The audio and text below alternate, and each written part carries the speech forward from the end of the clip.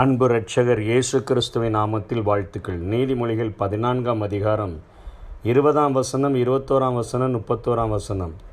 தரித்திரன் தனக்கு அடுத்தவனாலும் பகைக்கப்படுகிறான், ஐஸ்வர்யவானுக்கோ அநேக சிநேகிதர் உண்டு என்று சொல்லி சாலமோன் ஞானி முதலிலே இந்த உலக மனிதர்கள் தரித்திரரை பார்க்கிற பார்வையை, தரித்திரர்களுக்கு உண்டாகக்கூடிய அவல நிலையை குறிப்பிடுகிறதை பார்க்கிறோம். நீதிமொழிகள் 19ஆம் அதிகாரம் 7ஆம் வசனத்திலும் சொல்லுகிறார், தரித்திரனை அவனுடைய சகோதரர் எல்லாரும் பகைக்கிறார்களே. தரித்திரன் தனக்கு அடுத்தவனால் மாத்திரமல்ல, தனக்கு அடுத்தபடியாக இருக்கிறவனால் மாத்திரமல்ல, தன்னுடைய சகோதரனாலும் அவன் பகைக்கப்படுகிறான். எத்தனை அதிகமாய் அவன் சிநேகிதர்கள் அவனுக்கு தூரமாவார்கள்.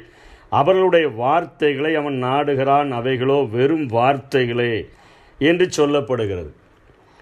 சங்கீதக்காரனாகிய தாவீது 38ஆம் அதிகாரம் சங்கீதம் 11ஆம் வசனத்திலே, என் சிநேகிதரும் என் தோழரும் என் வாதையை கண்டு விலகுகிறார்கள், என் இனத்தாரும் தூரத்திலே நிற்கிறார்கள். சங்கீதம் 31லும் சொல்லுகிறார், என் சத்துருக்களாகிய யாவர் நிமித்தம் நான் என் அனைவருக்கு நிந்தையும் எனக்கு அறிமுகமானவர்களுக்கு அருக்களிப்புமானேன். வீதியிலே என்னை கண்டவர்கள் எனக்கு விலகி ஓடி போனார்கள். செத்தவனைப் போல எல்லாராலும் முழுவதும் மறக்கப்பட்டேன், உடைந்த பாத்திரத்தைப் போல ஆனேன். அநேகர் சொல்லும் அவதூறை கேட்டேன். இந்த உலகத்தில் தரித்திரம் அடையும் பொழுது, அல்லது கஷ்டப்படும் பொழுது, அல்லது வேதனைப்படும் பொழுது, குடும்பத்தாரே இன்றைக்கு பணம் இருந்தால்தான் 4 பேர் கொல்லி போட வருவார்கள் என்று சொல்லுகிற ஒரு உலக நியதியில் தான் நாம் வாழ்ந்து கொண்டிருக்கிறோம். உலக மனிதர்கள் பணம் இருந்தால் ஒட்டி கொள்ளுவார்கள், பணம் இல்லை என்று சொன்னால் கலட்டிவிட்டு போய்விடுவார்கள் என்பதை இங்கே சாலமோன் ஞானி குறிப்பிடுகிறார். அதனால்தான் நீதிமொழிகள் 10ஆம் அதிகாரம் 15லும் சொல்லுகிறார், ஏழைகளின் வறுமையோ அவர்களை கலங்க பண்ணும் என்று சொல்லுகிறார். அத்தனையான ஒரு கொடுமைகளை பணமில்லாதவன் இந்த உலகத்திலே அவன் அனுபவித்து தான் ஆக வேண்டும். உலகமும் அப்படித்தான் அவர்களை பார்க்கிறது.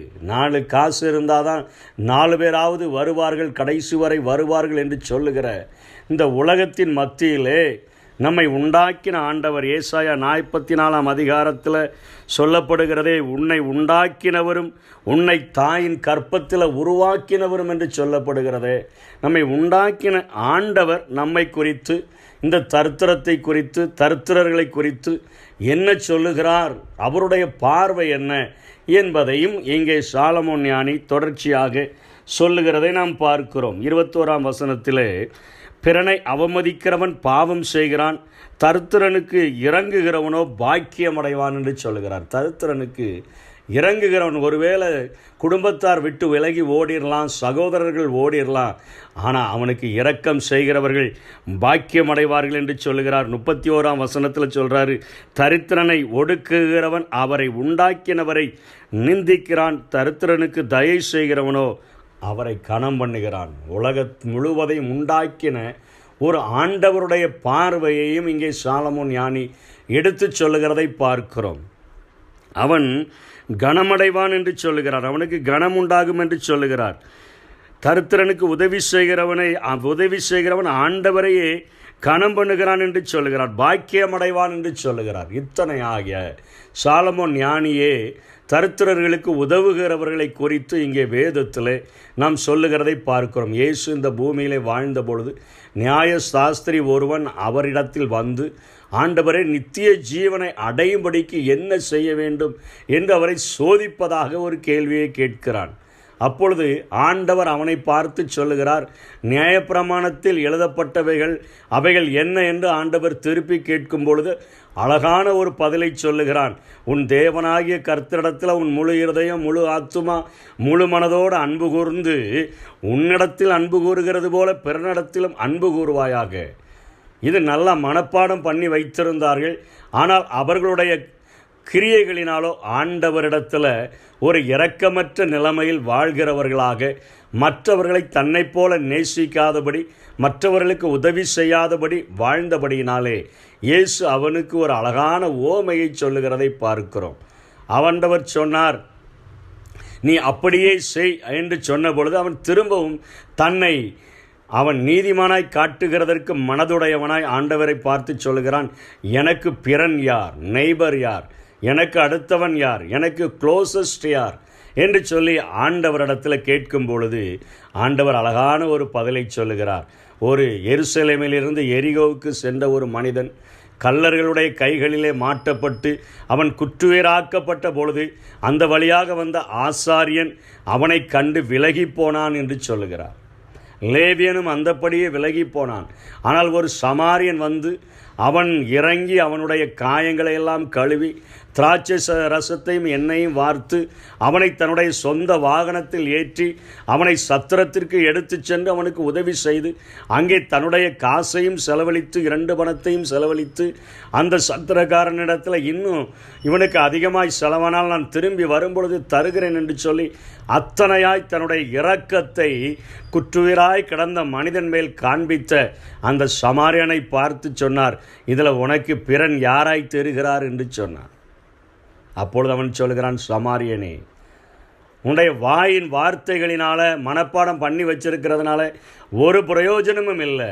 உன்னுடைய வாழ்க்கையில் அந்த இரக்கத்தை காண்பிக்க வேண்டும் என்று சொல்லி ஆண்டவர் அங்கே போதித்ததை நாம் பார்க்கிறோம். இன்றைக்கு நம்மை உண்டாக்கினவரும் தாயின் கற்பத்தில் உருவாக்கினவரும் அவர் இன்றைக்கு விலகி போகிற ஒரு ஆண்டவர் அல்ல.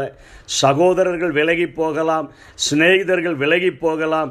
சிறுமைப்பட்டவன் மேலே சிந்தை உள்ளவராக, சிறுமைப்பட்டவர்கள் மேலே கரிசனை உள்ளவர்களாக, தரித்திரருக்கு சுவிசேஷம் பிரசங்கிக்கப்படுகிறது என்று சொன்ன என் இயேசு அத்தனை கரிசனை உடையவராக இருக்கிறபடினாலே அவரை பின்பற்றுகிற தன்னுடைய பிள்ளைகளும் அவர்கள் மேல் அத்தனை கரிசனை உடையவர்களாக இருக்க வேண்டும் என்பதை தன்னுடைய போதனையிலே தெளிவாக பேசுகிறதை பார்க்கிறோம். இவைகள் எல்லாவற்றிற்கும் மேலாக மத்தேயு 25 அதிகாரம் 31 வசனத்திலிருந்து 46 வரையிலும் மனுஷகுமாரன் மகிமை பொருந்தினவராக தமது சகல பரிசுத்தவான்களோடு கூட இந்த பூமியை நியாயம் தீர்க்க வரும் பொழுது அவர் சிங்காசனத்தில் வீற்றிருக்கும் பொழுது செம்பறியாடுகளையும் வெள்ளாடுகளையும் தனித்தனியாக அவர் பிரிக்கிறதாக வேதத்திலே பார்க்கிறோம். இயேசுவே தான் சொல்லுகிறார்.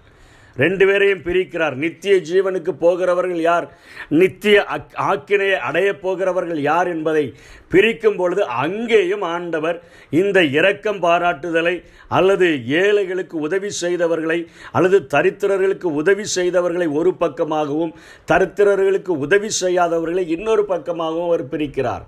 செம்மறியாடுகள் வலது பக்கத்திலே நிறுத்துகிறவர்கள் யார் என்றால் அவர்களை பார்த்து சொல்லுகிறார் ஆண்டவர், நான் பசியாயிருந்தேன், எனக்கு போஜனம் கொடுத்தீர்கள். தாகமாயிருந்தேன், என் தாகத்தை தீர்த்தீர்கள். அந்நியராயிருந்தேன், என்னை சேர்த்து கொண்டீர்கள்.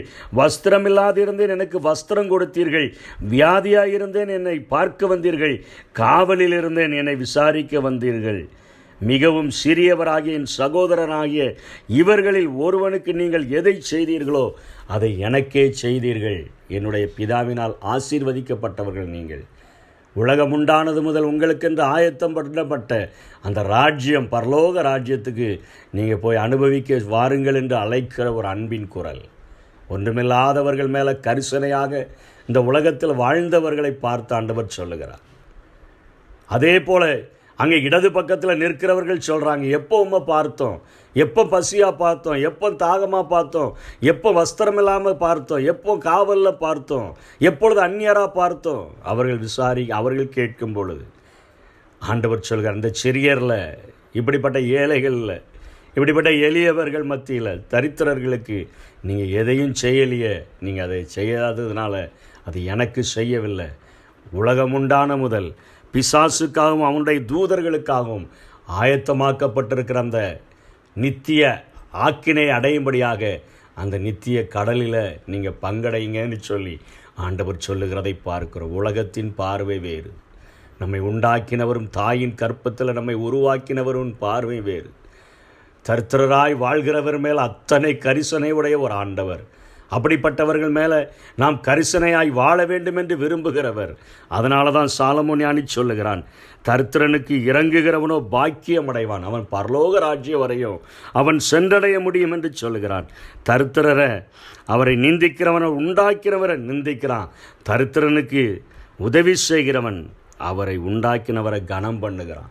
இன்றைக்கு இந்த உலகத்தில் கரிசனையல்ல ஒரு வாழ்க்கை. நம்மை போல பிறர்களையும் நேசித்து, பணம் இல்லை பணம் இருக்கு என்கிறதை வைத்து ஒரு மனிதர்களுக்கு மரியாதை செலுத்தாதபடி நம்மை உண்டாக்கின ஆண்டவர் என்ன பார்வையில் அந்த மக்களை பார்க்கிறாரோ, அந்த மனிதனை பார்க்கிறாரோ, அதை உள்ளத்திலே உள்வாங்கினவர்களாக நாமும் பார்த்து ஆண்டவருடைய கிரியைகளை நம்முடைய வாழ்க்கைகளை செய்கிறவர்களாக காணப்படுவோம். ஆண்டவர் தாமே நம்மை ஆசீர்வதிப்பாராக. ஆமென். கைவிடா தெய்வமே, கருணையின் சிகரமே, நீயான தீபமே, என் வாழ்வின் பாக்கியமே. கைவிடா தெய்வமே, கருணையின் சிகரமே, நீயான தீபமே, என் வாழ்வின் பாக்கியமே. முழந்தாள் அடியிட்டு முழுவதும் தருகிறே, நான் முழந்தாள் படியிட்டு